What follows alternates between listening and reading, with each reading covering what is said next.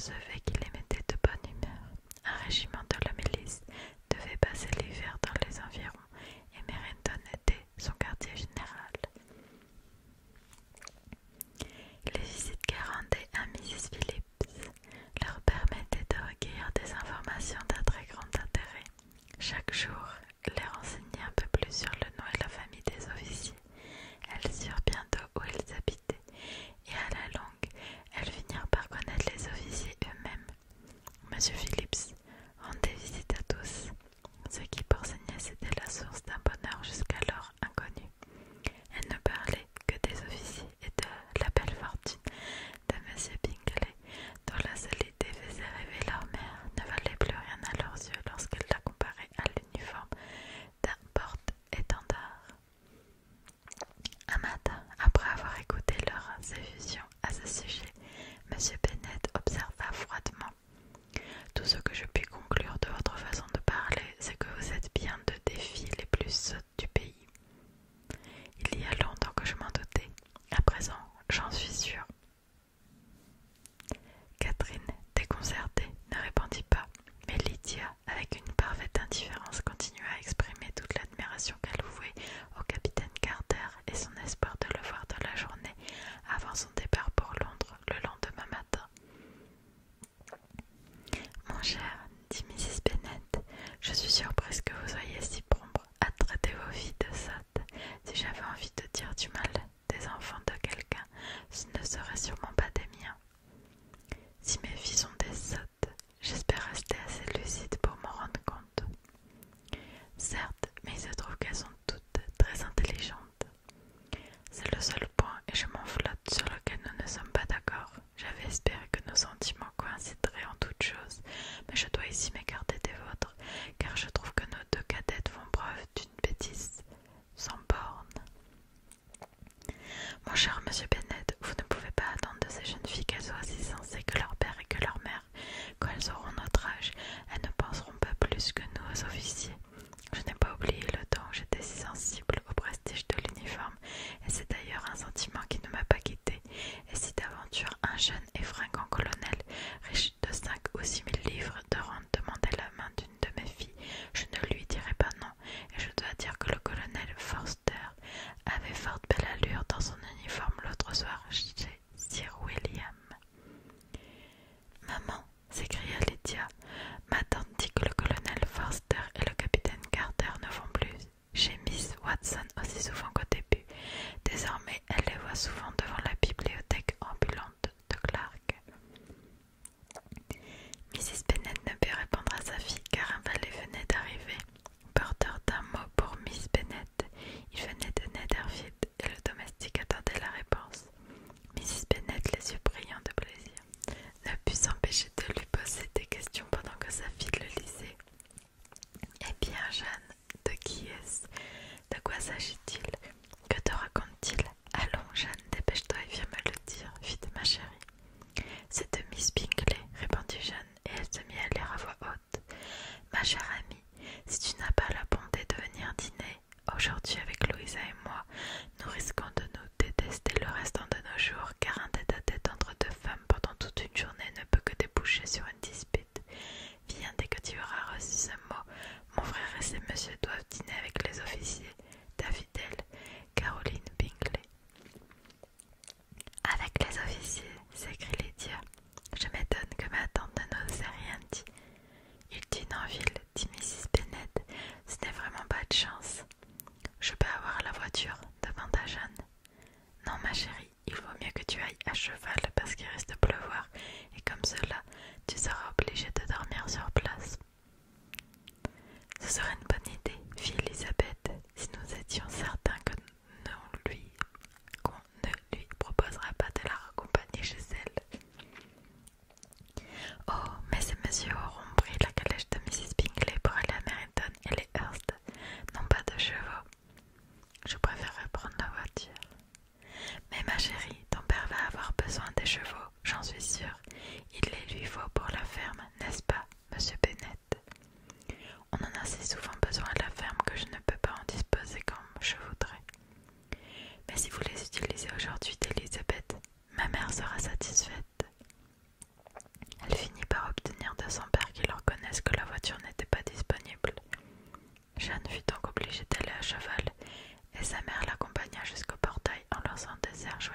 toutes sortes de prévisions de mauvais temps.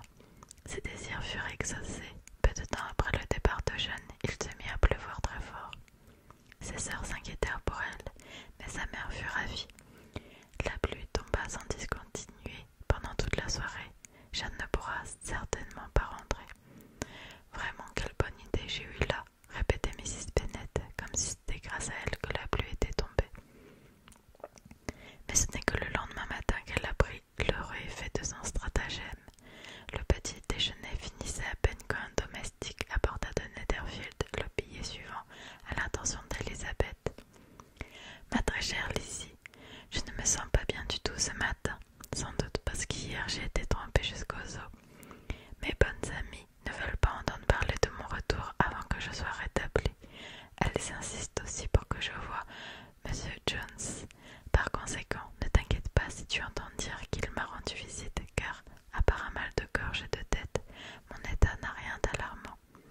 Ta fidèle, etc. » « Eh bien, ma chère, dit M. Bennet, après qu'Elisabeth eut fini de lire à haute voix, si votre fille tombe gravement malade et qu'elle meurt, on pourra se consoler en se disant que c'était pour conquérir M. Bingley et à votre demande. »« Oh, je ne crains pas du tout qu'elle meure. On ne meurt pas d'un petit rhume sans importance.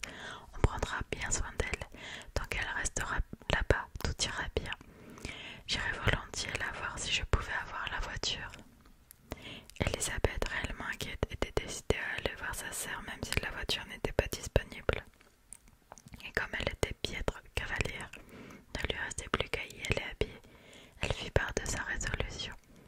« Comment peux-tu être assez sotte ?» s'écria sa mère, « pour envisager une chose pareille, avec toute cette boue. Tu ne seras pas en état de te montrer quand tu seras sur place. »« Je serai parfaitement en état de voir Jeanne, et c'est tout ce qui m'importe. » « Est-ce là une manière de me signifier, Lizzie, fit son père, que tu souhaites avoir les chevaux ? » ?»« Non, bien sûr, je ne cherche pas à éviter cette marche. La distance n'est rien quand on a un but. À peine 5 kilomètres, je serai de retour pour dîner. »« J'admire la sollicitude qui te pousse à agir de la sorte, observa Marie, mais tout sentiment devrait obéir à la raison, et à mon avis, tout effort devrait être proportionné à ce qu'il est utile de faire. »« Nous irons avec toi jusqu'à Merrington, dirent Catherine et Lydia. Elisabeth y consentit, et les trois demoiselles partirent ensemble. En se pressant un peu, fit Lydia, comme elles poursuivaient leur chemin, peut-être pourrait-on voir un peu le capitaine Carter avant son départ. À Merrington, elles se séparèrent.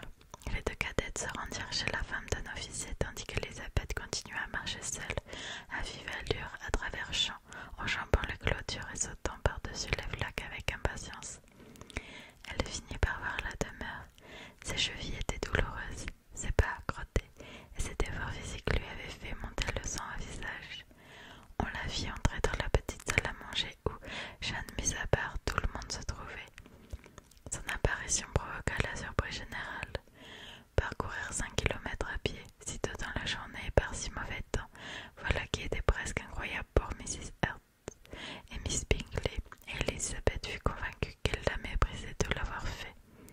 Elle la reçurent néanmoins fort poliment, et dans l'accueil de leur frère, il y avait plus que de la politesse, il y avait de la bienveillance et des manières enjouées. Monsieur Darcy parla peu, et Monsieur Hurst n'ouvrit pas la bouche. Le premier était partagé entre l'admiration que lui inspirait l'éclat donné à son visage par l'exercice et la perplexité face au motif de sa venue, qui ne justifiait pas qu'elle eût fait seule tout ce trajet. Le second, lui, ne pensait qu'à son petit déjeuner. Aux questions qu'elle posa sur la santé de sa sœur, elle ne reçut pas de réponse très encourageante. Miss Bennet avait été malade toute la nuit, et quoique levée, elle n'était pas assez rétablie pour quitter la chambre. Elisabeth fut heureuse d'y être conduite sur le champ, et Jeanne, qui ne s'était retenue d'écrire à sa sœur de venir que par peur de causer trop d'inquiétude ou de dérangement, fut enchantée de la voir entrer. Elle n'avait cependant pas la force